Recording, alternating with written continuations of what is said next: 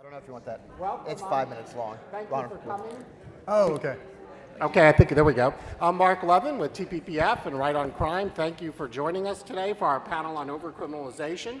We've got some great speakers, and just to set the table for you, what we're focusing on really here today is what should be a crime, which is a pretty fundamental question when we're talking about taking away someone's liberty.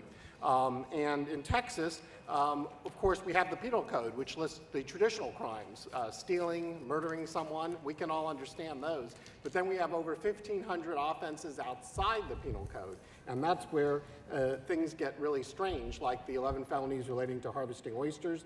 But we were able, the session before last, to get the legislature to create a commission to look at all of these offenses outside the penal code, examine which ones we really need, which ones we don't, which ones don't have a sufficient culpable mental state, also known as mens rea, guilty mind requirement, and so forth, which are duplicative as well. And we actually were able to get some of the recommendations through last session, including repealing some antiquated criminal laws concerning secondhand watches. And now we're able to get the commission renewed, so we're continuing our work.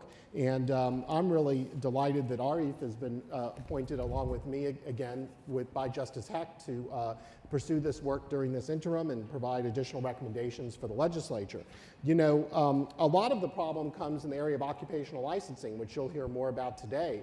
But many violations, most of them, of occupational rules are in fact a crime. And one of the really pernicious things is the statutes often say any violation of that agency's rules is a Class A misdemeanor, punishable by up to a year in jail. So every time those rules change, which could be on a daily basis without much notice to anyone, you're effectively creating more crimes by unelected bureaucrats. So these are some of the issues that we're dealing with. But again, we're making some progress in the area of licensing. For example, we got rid of the licensing requirement for shampooers last session. So we're making headway here. So with that, I'm really delighted to introduce what I think is a terrific panel. I want to also remind you about the fact that this is eligible for CLE credit. We've got the forms at the back of the room for those of you like me who have the misfortune of being lawyers. And our Texas Prosperity Promise, which is our pledge to continue to create prosperity and liberty in Texas. I hope you will sign that at texasprosperitypromise.com. Now, our first speaker today will be Ronnie Lampard, and he's Criminal Justice Task Force Director at the American Legislative Exchange Council, and I'm delighted to serve on the task force that he runs there, which has been a real vehicle for some superb model legislation that I think he's going to touch on, including in this area. And Ronnie was also a prosecutor in Louisiana, so he brings firsthand experience to this. He also served on the United States Senate Committee on the Judiciary as a legal fellow. And he teaches at Tulane University political science courses as well. So please join me in welcoming Ronnie Lampard.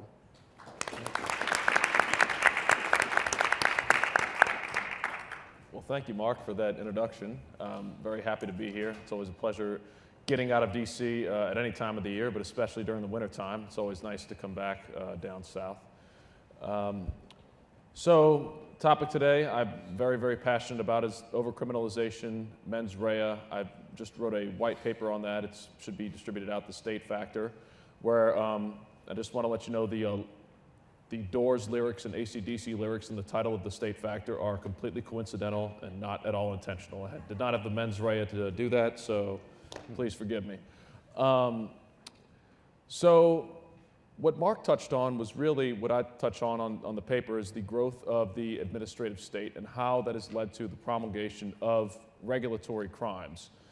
So right now, about 99% of all criminal laws at the federal level were not written by Congress in the traditional sense. That is, they were written by government agencies. And Senator Mike Lee touches on this in his book, Our Lost Constitution, and that these agencies have been given so much authority from Congress to fill up details and create essentially legislation, even though they're not supposed to legislate because they're not part of the legislative branch.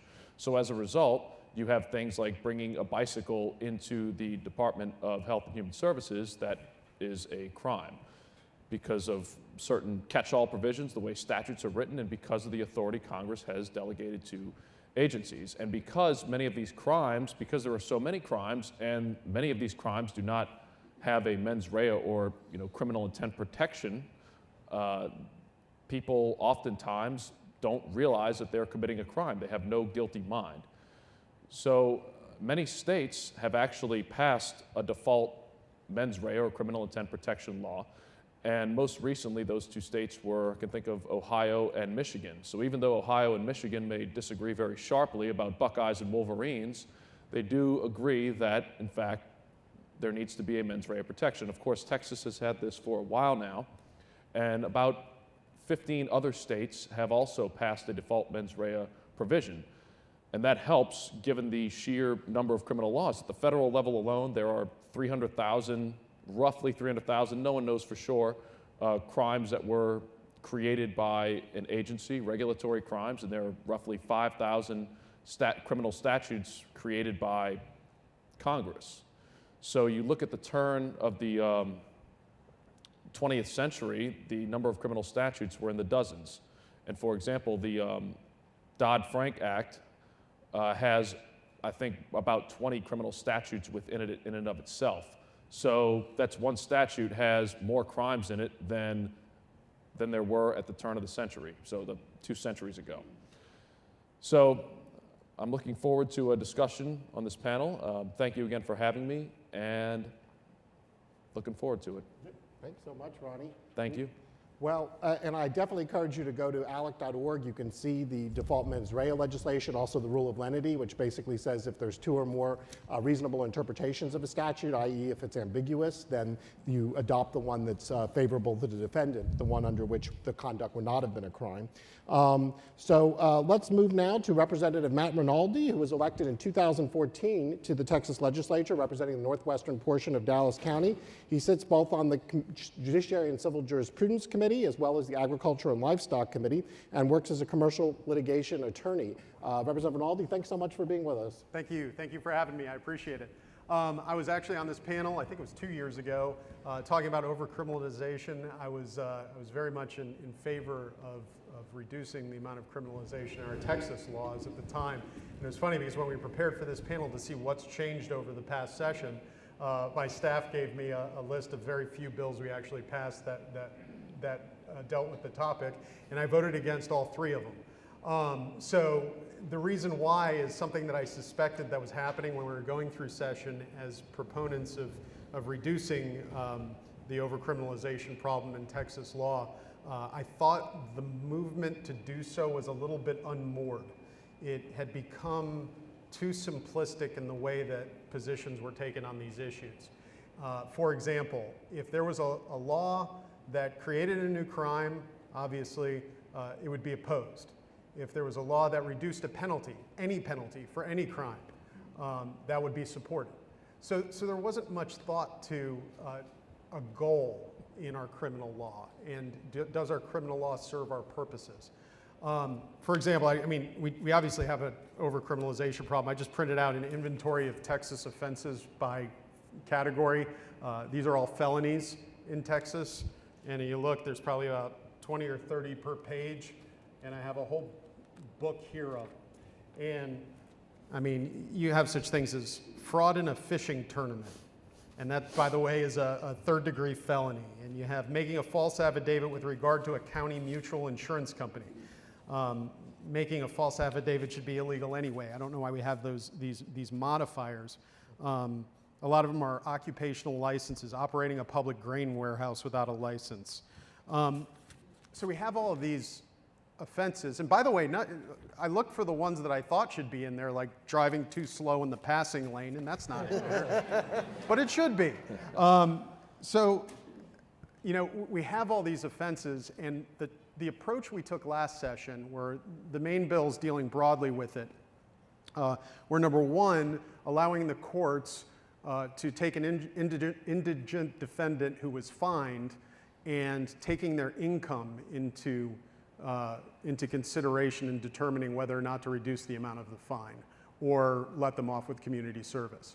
And then the second category was concealing records of offenses. And in fact, that bill even started concealing some felonies as well. So I think both of these are the wrong approaches. For example, in taking income into account, we're taking out the actual enforcement mechanism, the disincentive to commit these crimes. If something's criminal and it's not a civil violation, there should be a severe disincentive to commit this.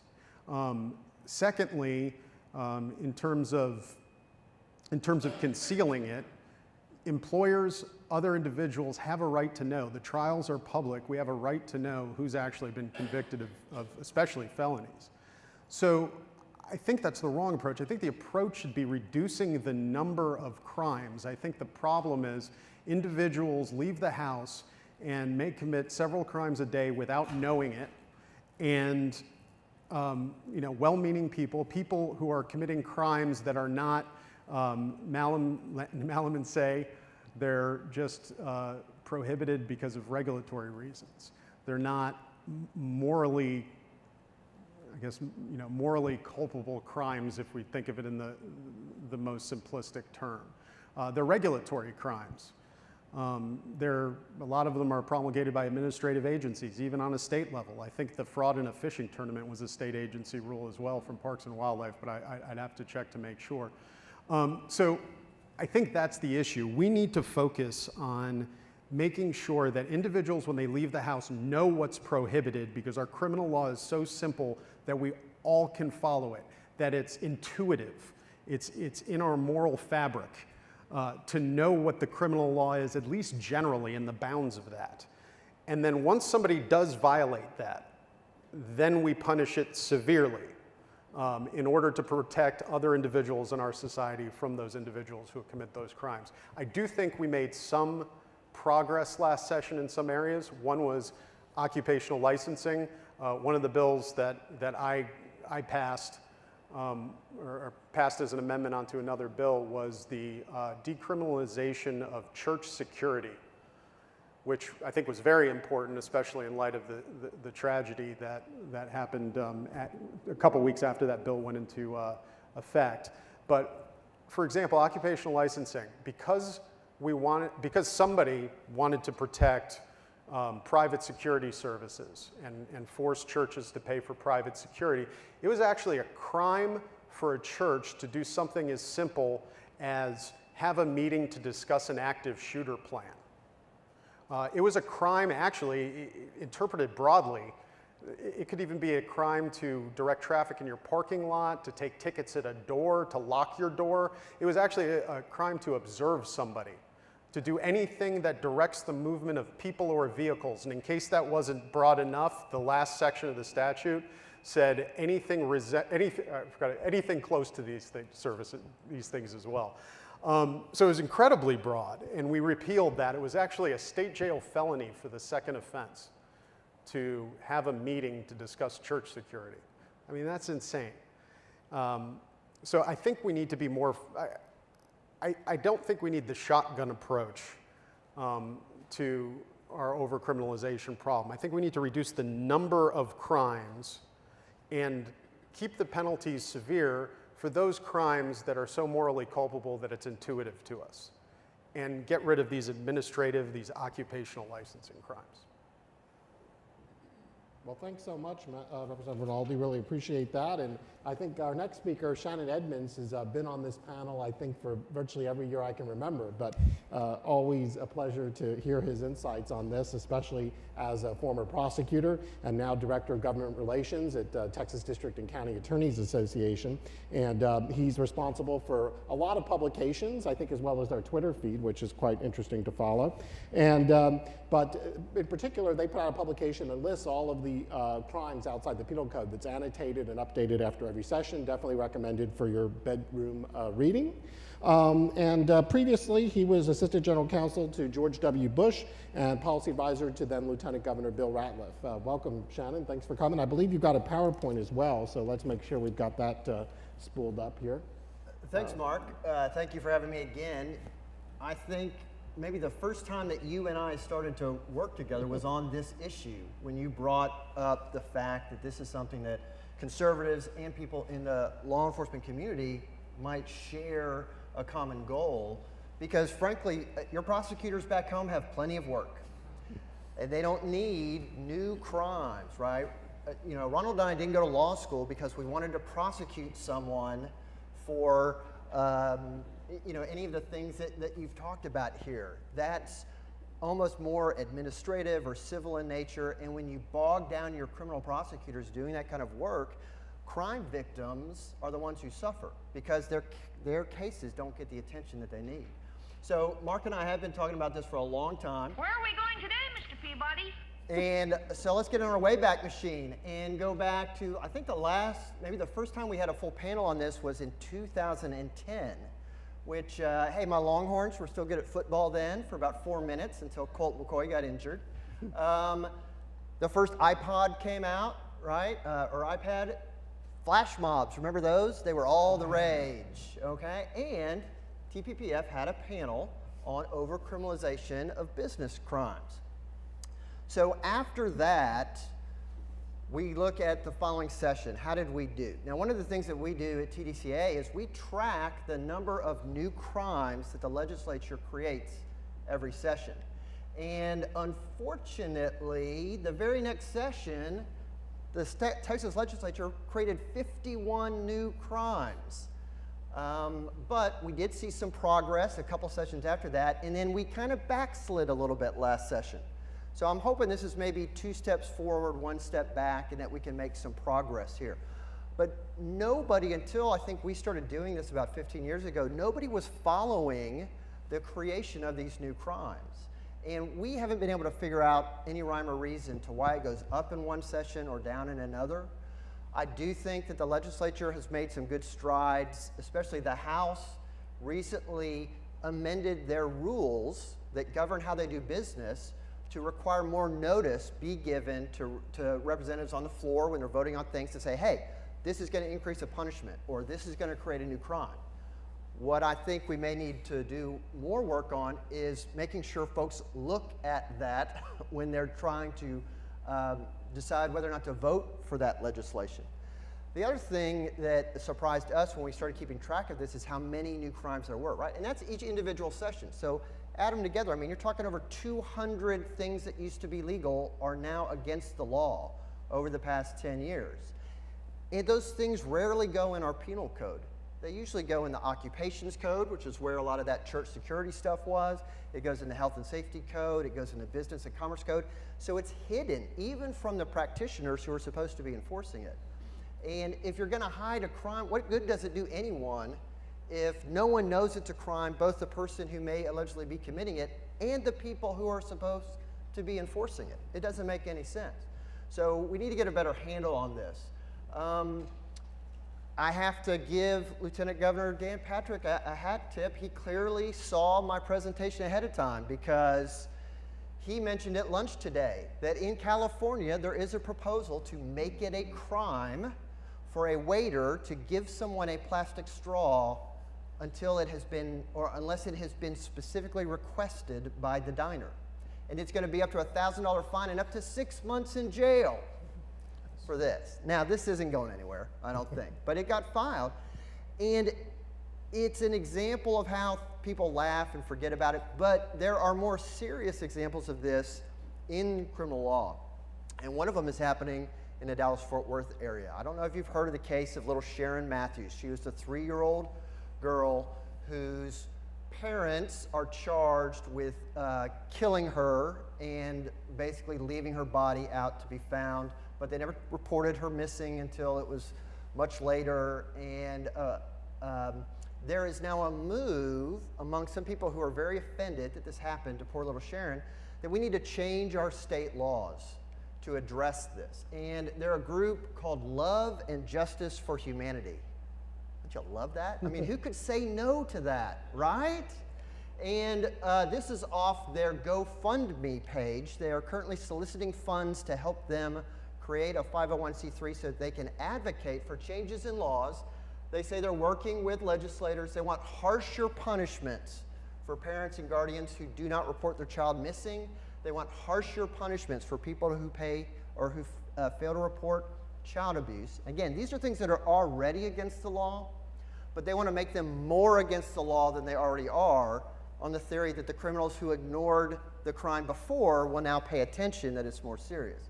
And then another thing that they've put forth is a potential new crime for leaving a child at home unsupervised. As the father of 4 young children, you have my attention now. If you're talking about making me a felon because I walk down the corner to get my mail and I leave my kids home alone. Now, again, they're still in the discussion stage. Unfortunately, they're not discussing it with us. They're not discussing it with law enforcement that I know of. And that's a concern because they should be talking to the people who are going to have to enforce these laws. And I'm hoping and I'm inviting them to please do so. Because here's the reality. These are all the crimes that we have right now to address Sharon Matthews' case. Okay, her father is charged with serious intentional injury to a child, which can get him life in prison, and he may eventually get indicted for capital murder, for killing his child who is under 10 years old. The mother in that case is charged with abandoning or endangering her child, which can be as much as a second-degree felony already. We have tools in our toolbox to address many of these situations. But the criminal justice system takes a long time. It's hard for people to be patient, and it's opaque. They don't get to see it, especially in an urban area where a person's never been to the courthouse unless they got summoned for jury duty. So the problem is that there's another reality that we have to deal with when we talk about overcriminalization. And that reality is the eyeballs that get drawn to these stories. Okay?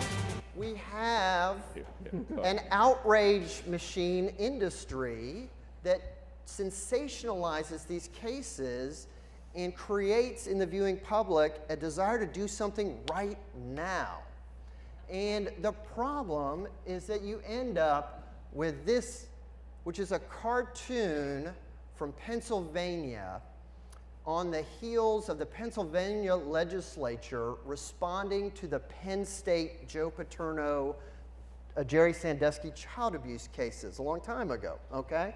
And I think the point is well taken, is that legislators are going to respond to what their constituents say they want. That's literally their job, to represent their constituents. And so it can be difficult for them, who want to get reelected, to tell their constituents, their voters, no, I know you feel strongly about this, but that isn't the best way to go.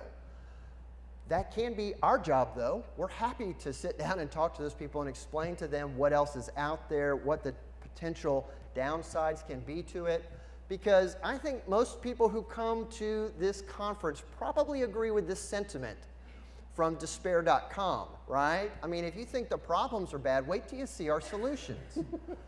I remind prosecutors who want to come to the legislature to pass a law that it's kind of like what Coach Royal used to say about passing the ball. 3 things can happen and 2 of them are bad, okay? So you have to make sure that a new bill is the only solution and the best solution before you decide to go that route. Now, fortunately, the same constituents who bring these to their legislators and ask them to pass these kinds of laws will get the exact same amount of attention as you. If you hear about something like this and pick up the phone or write an email or a letter and say, Mr. Legislator, I know this has been in the news and this is horrible, but this woman's being prosecuted, this man is being prosecuted, he may get the death penalty. We don't need to criminalize well-meaning parents who may not have any mens rea, who may not ever intend that something bad happens to their child. We don't want to make them felons. And legislators will listen. If you give them that cover, then they can say, yes, I know you have this great idea, but I'm also hearing from people in my community who have concerns about this. And it empowers the policymakers to maybe tamp down the interest on this. Because the thing that we were shocked when we first started keeping track of this is almost none of these new crime ideas come from our membership, come from prosecutors, or come from law enforcement. Some do, but a lot of them are just somebody who sees something in the news and they think something has to be done. It's for the children. And sometimes those are some of the worst bills we see every session. And it's a lot of education. It's something that we're happy to do. If you ever have an idea in the criminal law area and you're wondering, what's the current law? is this a good idea? Has it been tried before? You can ring us up. Call me up here in Austin. I will go through the process and do that because I know that for the good of our penal code, that's a service that I can provide to everybody to try to tell you what may or may not be a pitfall there. But don't be discouraged, even though we do on average add 42 new crimes to our state laws and enhance 25 existing crimes every session. I have hope. I have hope, and I have divinely inspired hope that even the good Lord upstairs knows that sometimes less is more. Lord, I shall give these laws unto thy people. Hear me. Oh, hear me. All pay heed. The Lord Jehovah has given unto you these 10 commandments for all to obey. See, that worked out just fine. So let's get to cutting our codes and stream down some of these laws. Well, thanks so much. Thank you. All right, well, our final speaker is Arif Panju, who's managing attorney at the Institute for Justice, where he litigates for economic liberty, the First Amendment. He's published in the Wall Street Journal, New York Times, many other places. One of the cases you might be familiar with is Patel versus the Texas Department of Licensing and Regulation. He represented a group of eyebrow threaders. I don't even know what that is. I never thought of having that, but they were put out of work when the state began enforcing their cosmetology licensing laws against these folks, and thankfully they prevailed. So he also clerked on the U.S. Senate Judiciary Committee after graduating from SMU Law School. Arif, thanks for being with us. Well, thank you. The overcriminalization of America has undermined liberty, and it's undermined the rule of law. I think at the state level, at the federal level, and at the local level too, the proliferation of laws and administrative rules has swollen to the tens of thousands. And I'm going to focus on one part of American life where this is taking place, and that is the right to earn a living. What we do each day when we walk out the door and go to work, what we do to put food on our table, to take care of our families, to put a roof over our head. Economic liberty, which simply stated is the right to earn an honest living in your chosen occupation, free from unreasonable government interference, has deep roots in the US Constitution, and it has deep roots in our state constitution. Economic liberty really also underscores a lot of our nation's history. We fought our revolution, and it was triggered when the Crown was, again, preventing folks from earning a living by handing out monopolies. But despite the fact that economic liberty, this constitutional right, is deeply rooted in our federal and state charters, and despite the fact that it's intimately tied to the history of this nation, overcriminalization is having a significant impact on individuals' ability and businesses' ability to exercise their right to earn an honest living in their chosen industry or occupation. One of the key areas where we see this happening the most is in occupational licensing laws. Texas, unfortunately, is not an exception here. This state regulates over 500 occupations. And a lot of the occupational regulations that people are subject to every day are economic regulations that require licensure. Licensure is the most restrictive form of occupational regulation. One of the handouts that you have from IJ has an inverted pyramid, where licensing is at the very bottom, the most restrictive, and at the very top you have no regulation. In between those two things, there's a lot of different, less restrictive regulatory options, and we'll talk about those a little bit later. But licensing, in effect, is an outright bar to entry. You need the government's permission. You need a permission slip in the form of a license to work. And attached to that are all sorts of barriers to entry, whether they're onerous training requirements, multiple examinations, fees. Sometimes you're forced to prove to the government that you've worked for other licensees for X number of years to even qualify to take the test to go off on your own, because the government will finally give you that permission slip. But beyond all of these things, in these occupational regulations, we often find criminal penalties tied in. And unlike these other barriers to entry that lay before someone who just want to earn a living, you've got the threat of having not only an arrest, but perhaps a criminal conviction that will stifle your ability to earn a living throughout your life. And that is a particularly nefarious barrier, distinct from the other ones, because it affects not only those who want to enter an occupation and go through all these hoops, and perhaps don't, and then perhaps they start cutting hair and get arrested. Now, luckily for us in Texas, the Cosmetology and Barbering Code have civil penalties. But it wasn't too long ago in the late 90s where that wasn't the case. So I'll share a story just to highlight what this looks like in real life. In the late 90s, and even today, there's a woman in Dallas named Isis Brantley. She's an African hair braider, is an excellent hair braider. She braids people's hair in her community. She braids the hair of Erykah Badu, Grammy-winning award artist. She travels all over the place. Her services are well sought after. But she was operating her business. She decided to start her own shop. And the now defunct Cosmetology Commission, tasked with enforcing the cosmetology statutes, got complaints from Isis Brantley's competition, who didn't like that their customers were talking about someone else and that this person didn't have a license. So they actually set up a sting operation. They sent 7 officers, a few that were, and also people that worked for the state, the Regulatory Commission, ununiformed, posing as customers with people waiting outside, and they just arrested her in front of her customers, handcuffed her, and took her away. They put her in a holding cell in Dallas and slapped her with a huge fine. This triggered a lot of reforms that ended up forming a special license for just hair braiders, which was ultimately repealed because Isis Brantley again got tied up into that as well. There was all sorts of onerous regulations that prevented her from teaching her trade. That's what it looks like in practice. But it's not just confined to people who want to enter an occupation. These occupational licensing laws also, once you've entered the occupation and get a license, then saddle licensees with all sorts of red tape. And if you don't comply with the licensing regime, you also can be subject to criminal penalties. And it can prevent you from ongoing in that occupation and continuing to earn a living. So to give a very recent example, this is from a few weeks ago. There is a gentleman also in North Texas, not picking on North Texas, named Shane Gatlin. Shane was someone who's operated a locksmith business. He's grown it over 3 decades. He has employees. He's doing well. He's served hundreds of thousands of customers.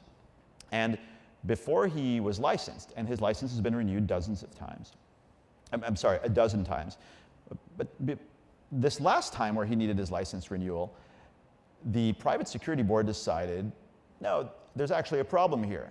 We know that you actually told us that you had a conviction from 40 years ago. And Shane had a conviction on his record for being a getaway driver when he was 19 in a residential robbery.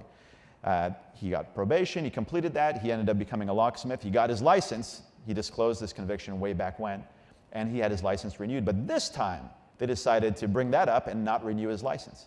There was a bunch of reporting that took place around this because he decided to fight it through the administrative courts. So again, he wasn't able to renew his license, disruption of his business, drug through an administrative legal process, had to hire an attorney.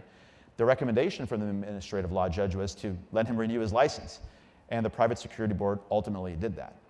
And so overcriminalization has permeated occupational licensing regulations and economic regulations. It affects people that want to work, it affects people that are licensed, and it's a significant problem.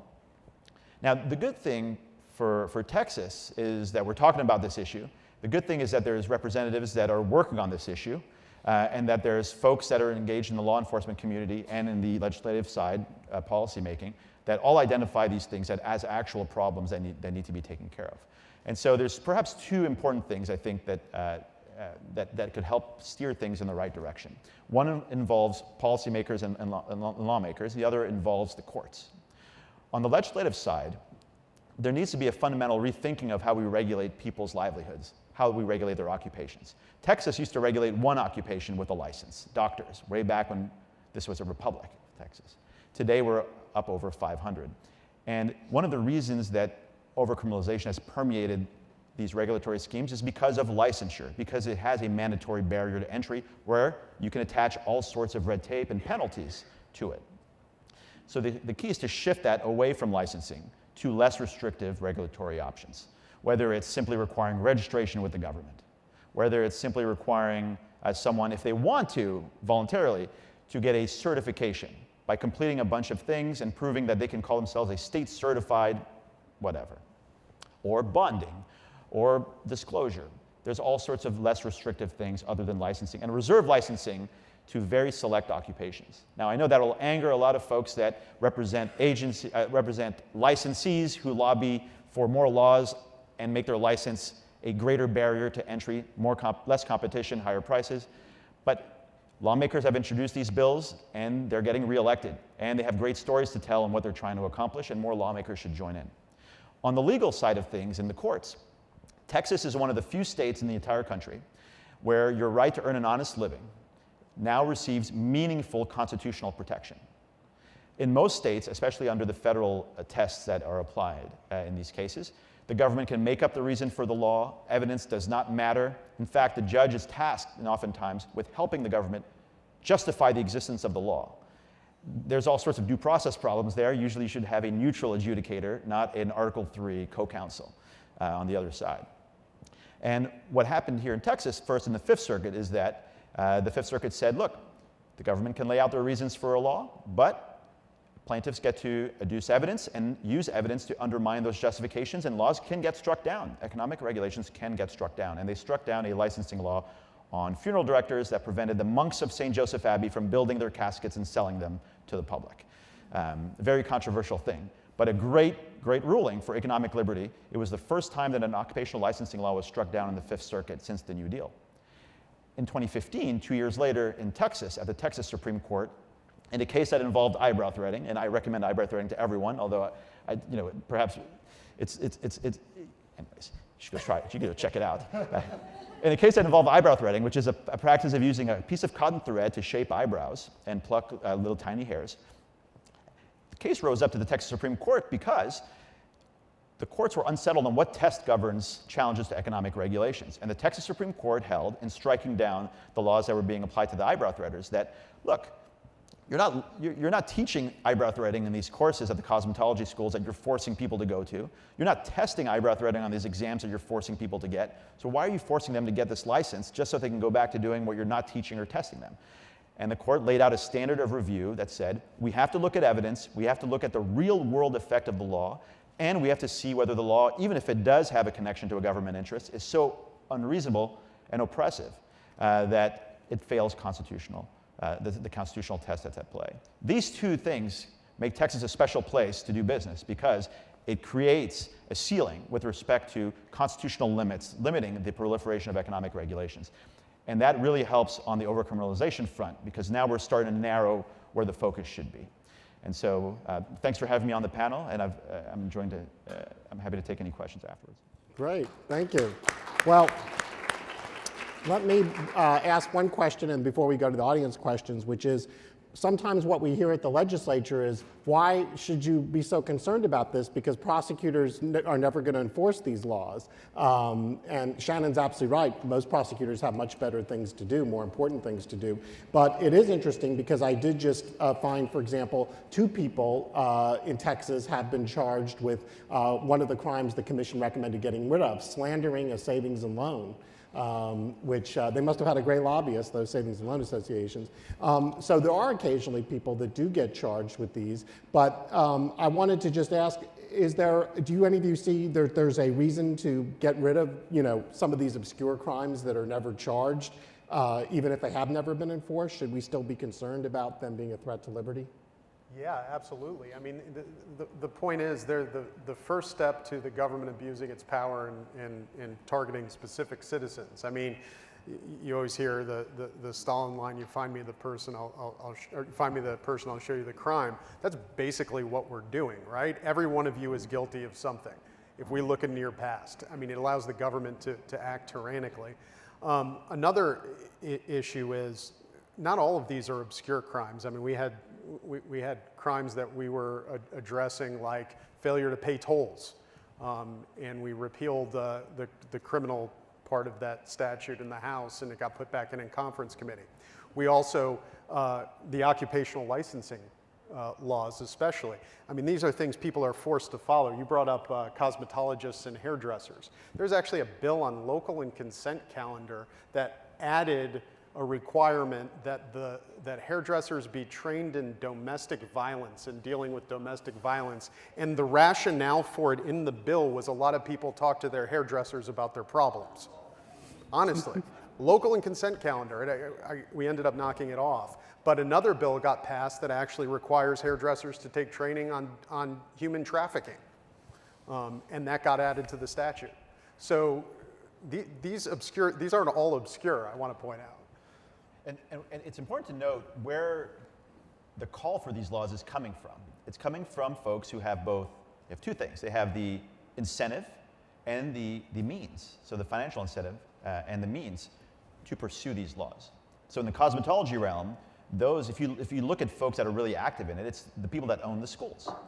By law, you're forced into those schools because you have to spend 1,500 hours in those schools just to be able to qualify for a license. And the more things they can tack on to that curriculum, the more time you're going to spend and more tuition they're going to charge. It's one of the very few occupations where the state forces people to go into a specific curriculum. If you want to be an EMT, you're spending less than 200 hours to get a license to become an emergency medical technician saving people's lives. If you want to simply use scissors to cut someone's hair, you're spending 1,500 hours and taking 2 exams and perhaps trying to also learn about domestic violence so you can talk to your potential customers. The severe mismatch across the spectrum of occupations is really revealing, and it reveals the source of the problem, and which is the folks lobbying for these laws are those who have the means to do so, and they disperse the costs across everyone else. So we'd like to open it up now for questions from the audience. Quick question is, do you see any possibility in the legislature of the dope user, the small one, being treated as a medical problem rather than a criminal problem? Well, that's a good question. Yeah, sometimes when people see overcriminalization, the first thing they think is drugs or prostitution. So the word often can connote many different things, which is obviously a lot different than some of the business-related matters we've been talking about. But who would like to chime in on that? You can defer to the legislator if you'd like, and then I'll go. But I'm happy to take a crack at it if you'd like. Okay. Maybe marijuana in particular. I could tell you in Texas that those proposals there have been proposals made to decriminalize possession of small amounts of marijuana, for example. I think one of the large issues with those is I think they overshoot. For example, possession of a small amount for personal use is often defined as much as 2 ounces, which if you've ever seen 2 ounces, it's not really personal use unless you're having a really long day, I guess. I don't know. But so I think they overshoot. I think if you made it maybe 1-2 grams, made it actual personal use, it would go somewhere. But the problem is I think they're overshooting. And I would just add, I think the trends in the States is certainly to offer treatment programs to small-time users. But as far as straight decriminalization, that hasn't really picked up a lot of steam in many states. But there is this trend that this person who may have a substance, if they're addicted to heroin, they may have a substance abuse problem and would be better served, and the community would be better served by that person getting treatment than that person going to prison. But it's still an underlying criminal offense, and the rationale is that people say, well, we want to keep it a criminal offense to keep that person accountable, saying, hey, we can give you treatment, but if you don't comply, then you could potentially go to prison. So that's really the trends that I've been seeing. The problem is once they're tattooed as a felon, they're basically limited to manual labor for the rest of their lives. Sure, and that assumes conviction. If the person goes to treatment and completes treatment and does not ever get convicted, then they don't have that conviction on their record, which helps them. And that ties into, again, the occupational licensing angle, where someone may have committed a crime 15 years ago, and that person is still saddled with the responsibility, even though they've repaid their debt to society and are facing serious barriers to reentry. Well, and I want to encourage you to come to our panel tomorrow because one of the panelists, the district attorney from Harris County, has implemented a diversion program for marijuana offenses. It was actually started under a predecessor, but she's expanded it. And I think she'll talk about some of the successful results they've had with that. But basically, if you go to treatment or a class or whatever, it's like an 8-hour commitment, then you have nothing on your record. So that's certainly one way a lot of jurisdictions in Texas are starting. I know they've started stuff in El Paso and San Antonio similar to that as well for low-level marijuana possession. Oh, down here. I guess this is for Representative Rinaldi, but also for probably ALEC, is are you seeing like a huge swing in push for harsher penalties for mental health after some of the crimes we've seen committed in recent years about people saying, oh, this person had a mental health background, they should have never had a gun, or they should have this, or they should have that.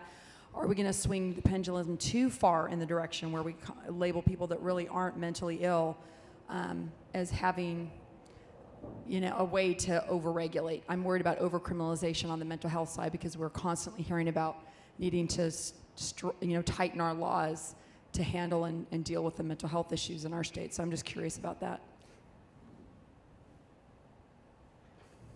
Well, I'm thinking you gave an example of our gun laws and reporting for mental health, and I think that's a different issue because what that has to do is state reporting of known individuals with mental health impairments being sent to the federal database. I think Ted Cruz and Grassley had a law that would have helped deal with that on a federal level as well.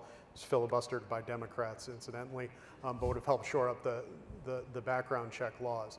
As far as mental health, we've gotten, I guess, generally as a society, we've gone where we don't help the people who need it most because we've erred on the side of not helping people who don't want to be helped, but sometimes people can't functionally seek help, and those are generally contribute a lot to our homeless problem and people that you see on the streets. I do think we need to do something for them, and it starts with mental health. Yeah, and I'd like to add, mental health treatment was one of the primary things that prosecutors were interested in obtaining more of last session, because what they all see in the criminal justice system is the failure of the mental health system, right? People are ending up there. The Harris County Jail is the largest mental health facility in the state for a reason. It's because, unfortunately, a crude way of saying it is it's cheaper to treat them in jail than it is to treat them in a state hospital by a factor of 10. Okay, and so our members were very encouraged to see the legislature put, and this is something that Governor Patrick alluded to at lunch, put $300 million towards shoring up the existing beds that we have, and HHSC is looking at where they can add a couple of hundred beds for treating these people so that they don't end up in the criminal justice system.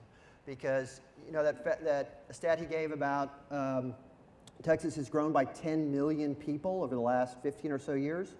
We essentially added 0 state mental health beds over that period. We added 10 million people to our population and did not add a single state mental health bed. And that is just, it's so short-sighted. Yes, it is expensive to do, but in the long run, it is going to save a lot of money for both state and local governments, and we're going to help these people. So that, I think, is, even if you consider yourself very fiscally conservative, that is an area where you are getting good bang for your buck if you are appropriating money towards that purpose, because in the long run, you're going to save tenfold of what you are spending. Well, just to amplify that, they're still going there eventually, but they have to wait 150 days in the jail, local county jail at taxpayer expense, before they can go to the state hospital bed for competency restoration. Oh, there's some people who wait a year before they can, in your county jail, before there is room for them to go to a state hospital and be brought back to competency so that their case can proceed. Legally, we can't do anything with them. And one of the problems, too, is it always starts with a case, right? You have people on the streets of downtown Austin sometimes who are visibly psychotic or schizophrenic, and they're not receiving help, and they can't physically seek help for themselves. you know, we shouldn't wait till they're convicted of a crime to help them. Our chair, Wendy Graham. So glad you're here. Oh, thank you very much. I have a question. Licensing, I think, is pernicious, and it occurs across the state. And I heard of a cases where in the military spouses move with their husbands who are serving, and they might be licensed in one state and can't practice, you know, washing your hair or whatever it might be in other states. And I wondered if there might be something that this state could do in legislature that would waive legislatively the requirements. You can start with the military, okay? Military spouses would waive certain licensing requirements and be able to practice in Texas if they have a license somewhere else. The point being is that it's a little bit of a nose under the tent, and you could maybe develop some reciprocity with other states, but ultimately, I think it's very difficult to get rid of licensing requirements, as stupid as they are, because of all the special interests. So is this a way? Yeah. So the most portable license is no license at all, right? I mean, that's a no-brainer. But speaking with the status quo that we have right now, Texas could, on its own, say, anyone in any other state that's licensed, come here and work. Now, we ran into this actually in an interim hearing on Hurricane Harvey in the Senate Business and Commerce Committee. I gave the example of HVAC contractors. In Texas, it takes 4 years of working under an HVAC contractor to even qualify to become one. And, you know, there are tens of thousands of homes that are flooded. They need HVAC systems and work. So not only can Texans who know how to do this, but cannot, because under this regulatory scheme, they have to work under someone else. But TDLR had set up some rules to make it, quote, easier for people out of state to come in. And if you look at the rules, they're required to, quote, work under a Texas licensed contractor instead of just coming and working, which doesn't make any sense. Texas, I think, only has 2 states that have reciprocity in the HVAC space, South Carolina and some other state. Not Louisiana, Oklahoma, and New Mexico, not the closest places. And it really highlights the problem. There is no harm to the state to allow people to come here and earn a living. In fact, that's the very basis for a lot of what folks in office here in Texas say, that this is a great state to come here and work. But we have these rules that don't allow reciprocity because, you know, if the other state's not allowing us to go there. Well, we don't want to go there. We want them to come here. So let's just open the door entirely. It's a really easy fix. And then we can start repealing all these licenses. And just to add to that, if I may, fortunately for Texas, Oklahoma has criminalized the unlicensed practice of cosmetology. So but unfortunately, with the military example you gave, if someone is stationed in Texas and then goes to Oklahoma, and the military wife or whomever, the husband might be a cosmetologist but not might be licensed, that person is now a criminal in another state, in a neighboring state that has a large military presence. So as far as Texas goes, Texas might not criminalize that practice, but you have a neighboring state that does, and that does make things difficult. But again, Texas is much easier to practice cosmetology in than, say, Oklahoma, so that benefits Texas. Down here.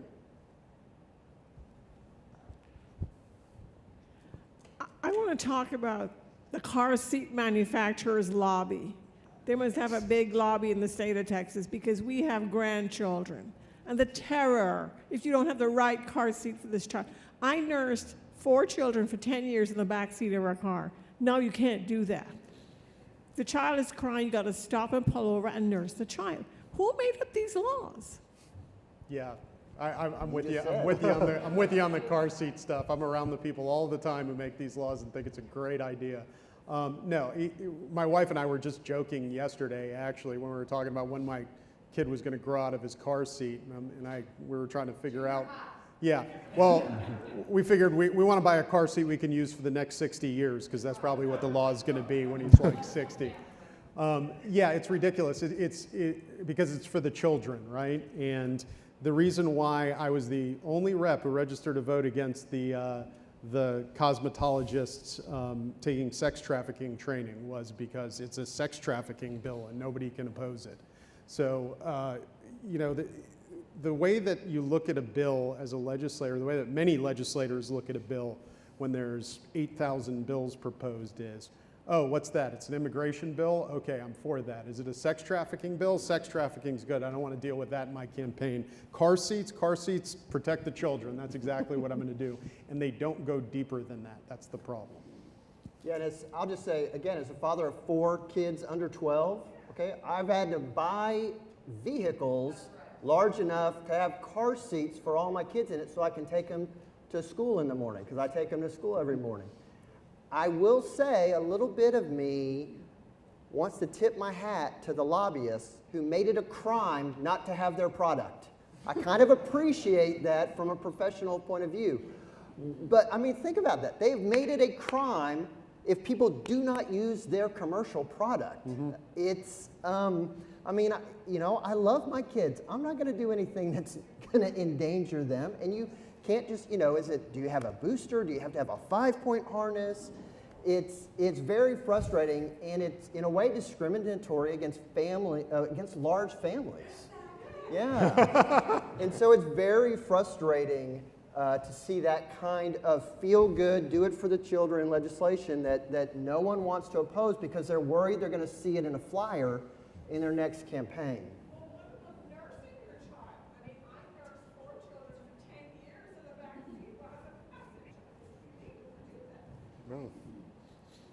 Now that does remind me, remember the legislation that would have licensed lactation consultants? Do you remember that bill? That did not pass, thankfully. I'm not sure this panel is the appropriate one to talk about these issues, so I'll defer to that. Well, no, thank you for bringing that up down here. I'd like your comment on a couple of items. One has to do with the fines that are out there, and they're overfined for certain instances, and the other thing is over prosecution in certain instances.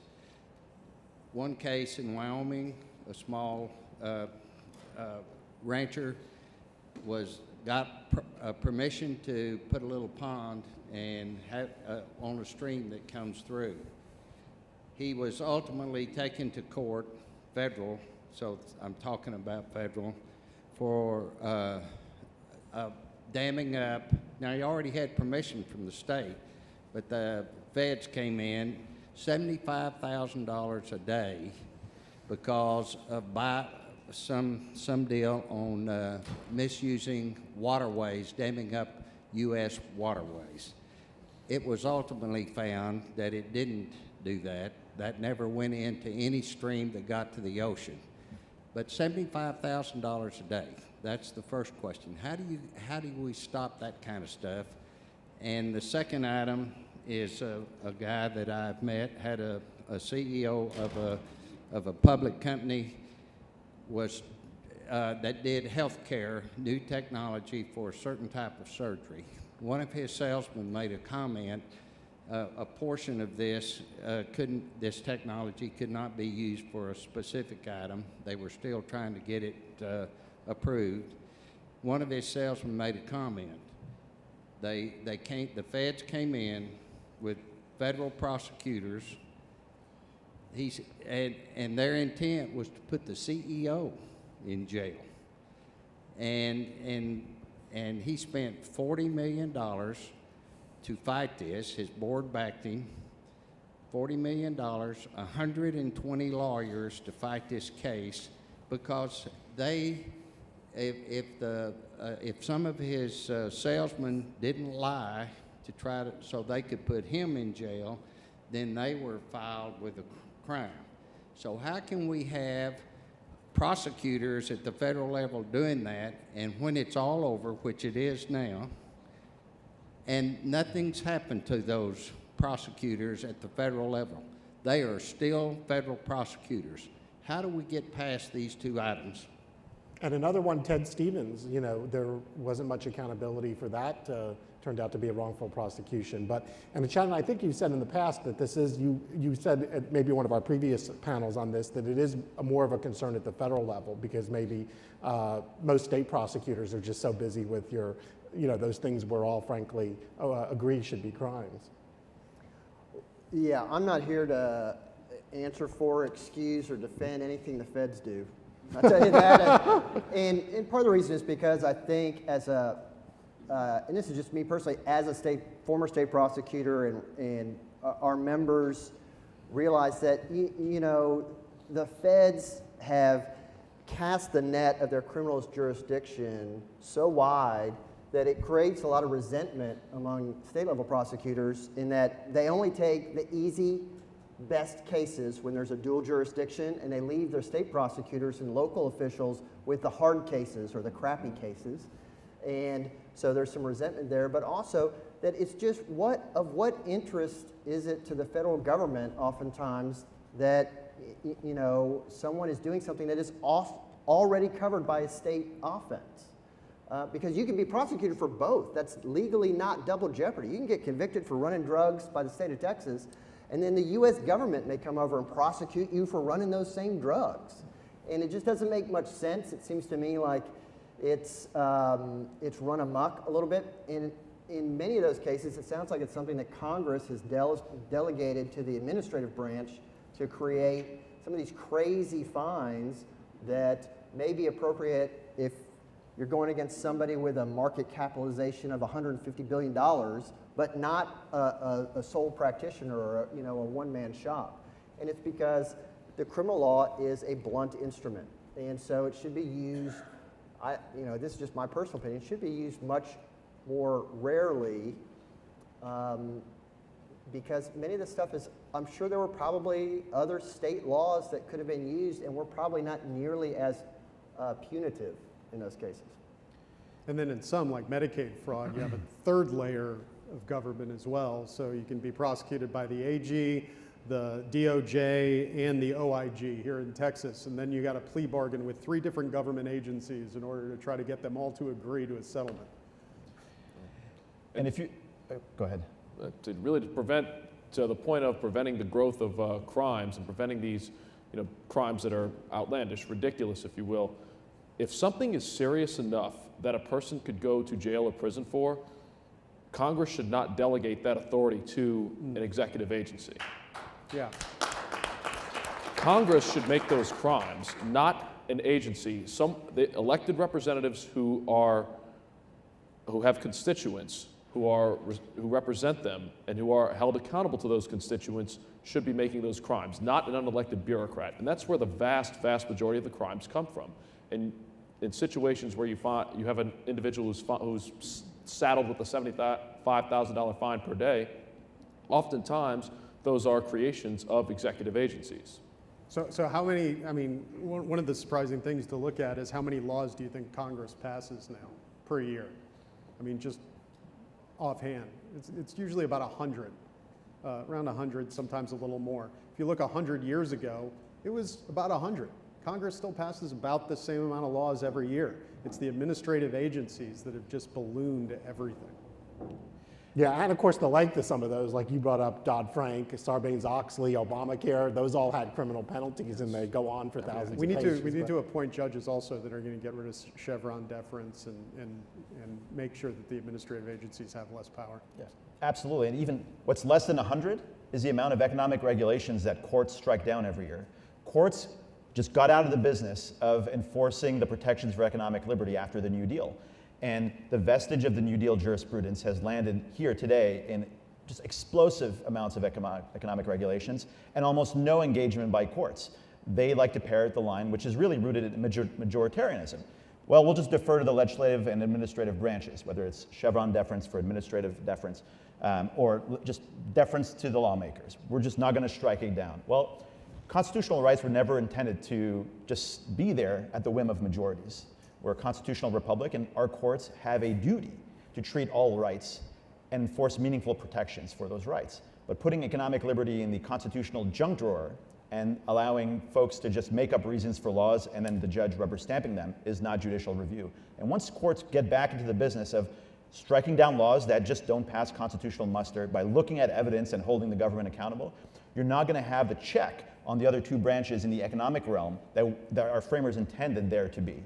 But things are changing. In Texas, the Patel case is definitely a huge step in the right direction. Yeah. And lawmakers are paying attention as well, and also advancing, principled approach to legislating that takes that right seriously. And the Patel case is huge because, I mean, you're going back to, judges have been making, since the New Deal court, judges have been making up new rights that don't exist anywhere and were not intended to exist anywhere in our Constitution, whether it be abortion or contraception, which would be a legislative issue, and forgot about economic rights.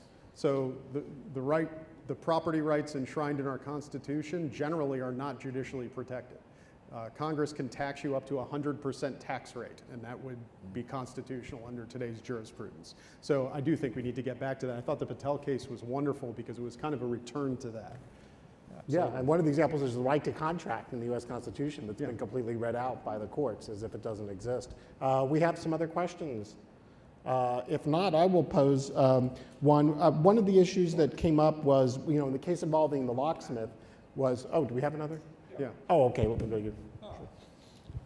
What impetus for licensure and certification comes because governmental agencies at every level, when they contract with an entity for something, a service, want to make sure that that entity is competent, and therefore they need to be licensed or certified so that the state agency, the federal agency can say, we let this contract out to people who were demonstrably competent to do it, rather than just Fred or Sid.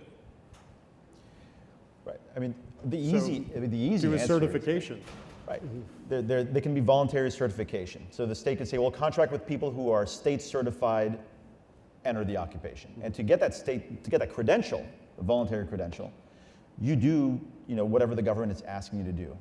Or, the government can say, well, we'll contract with people who are certified through this independent, organization, and get licensing out of it, because licensing has all sorts of negative repercussions, and it drags in all this overcriminalization into this licensing scheme as well. Well, my question was, so we have this locksmith who got a favorable recommendation from the State Office of Administrative Hearings, and I was actually surprised. I think it was only because of some excellent coverage in the Statesman about the case, but the agency, the Private Security Bureau, did ultimately agree with the recommendation. But more often than not, if I'm not mistaken, the agency chooses not to comply with the state administrative law judge's ruling, which means the person then has to go to district court, which again, more legal fees. Meanwhile, you don't have your occupational license, you're out of work. So should we consider perhaps saying that if the administrative law judge rules in favor of the claimant, like this locksmith, that the agency would be required to comply, or the burden would be on them to go to district court to get an injunction? Yeah, I mean, I think that would be a good solution as well. I mean, there's a lot of different things we can do.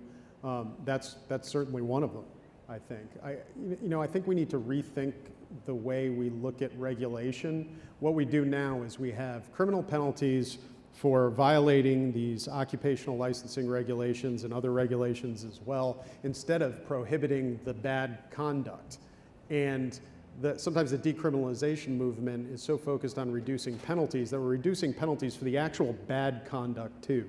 The way law should be structured is there should be very few crimes, they should be very specific, and they should be punished very heavily, so that the deterrent effect makes it unnecessary to have all of these little regulatory crimes. Well, I guess that brings us back to the 10 Commandments. Well, I think we're out of time. But I want to thank everyone for coming, and I hope you will join us for the rest of our sessions later today, and most of them are tomorrow at this point. So thanks again.